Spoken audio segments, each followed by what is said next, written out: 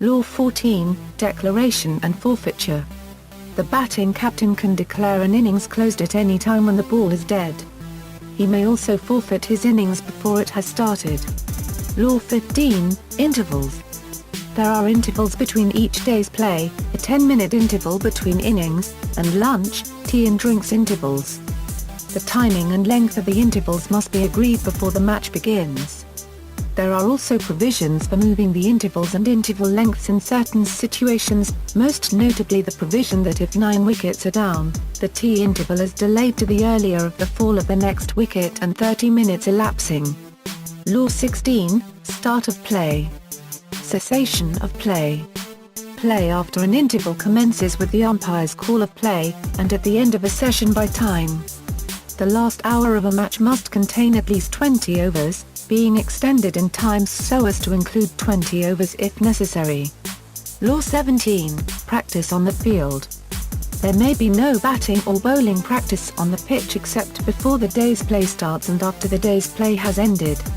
Bowlers may only have trial run-ups if the umpires are of the view that it would waste no time. Scoring and winning. The laws then move on to discuss how runs can be scored and how one team can beat the other. Law 18, Scoring runs. Runs are scored when the two batsmen run to each other's end of the pitch. Several runs can be scored from one ball. Law 19, Boundaries. A boundary is marked round the edge of the field of play. If the ball is hit into or past this boundary, 4 runs are scored, or 6 runs if the ball didn't hit the ground before crossing the boundary. Law 20, Lost ball. If a ball in play is lost or cannot be recovered, the fielding side can call lost ball. The batting side keeps any penalty runs and scores the higher of 6 runs and the number of runs actually run. Law 21, The result. The side which scores the most runs wins the match. If both sides score the same number of runs, the match is tied.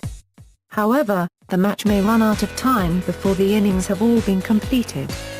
In this case, the match is drawn. Law 22, The over.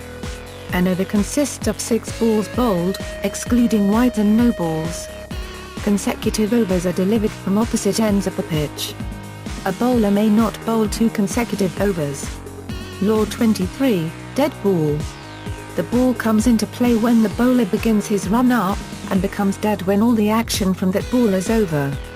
Once the ball is dead, no runs can be scored and no batsman can be dismissed. The ball becomes dead for a number of reasons, most commonly when a batsman is dismissed, when a boundary is hit, or when the ball has finally settled with the bowler or wicket-keeper. Law 24, No ball. A ball can be a no ball for several reasons: if the bowler bowls from the wrong place, or if he straightens his elbow during the delivery, or if the bowling is dangerous, or if the ball bounces more than twice or rolls along the ground before reaching the batsman, or if the fielders are standing in illegal places.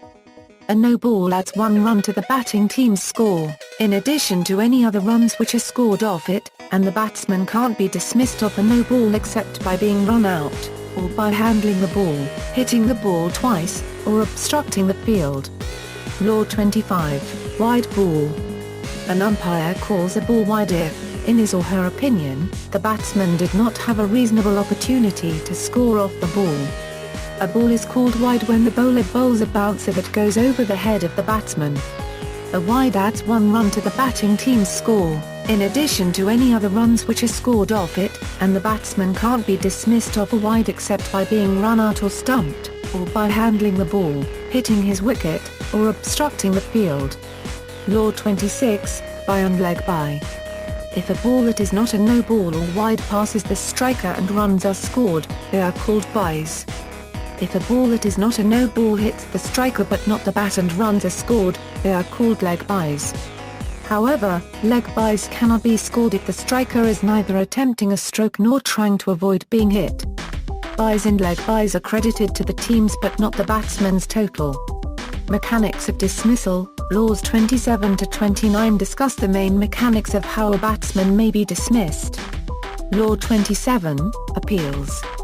If the fielders believe a batsman is out, they may ask the umpire, "How's that?"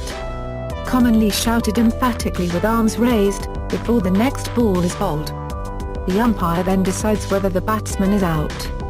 Strictly speaking, the fielding side must appeal for all dismissals, including obvious ones such as bowled. However, a batsman who is obviously out will normally leave the pitch without waiting for an appeal or a decision from the umpire. Law 28, the wicket is down. Several methods of being out occur when the wicket is put down. This means that the wicket is hit by the ball, or the batsman, or the hand in which a fielder is holding the ball, and at least one bail is removed. Law 29, batsman out of his ground. The batsman can be run out or stumped if they are out of their ground. A batsman is in his ground if any part of him or his bat is on the ground behind the popping crease. If both batsmen are in the middle of the pitch when a wicket is put down, the batsman closer to that end is out.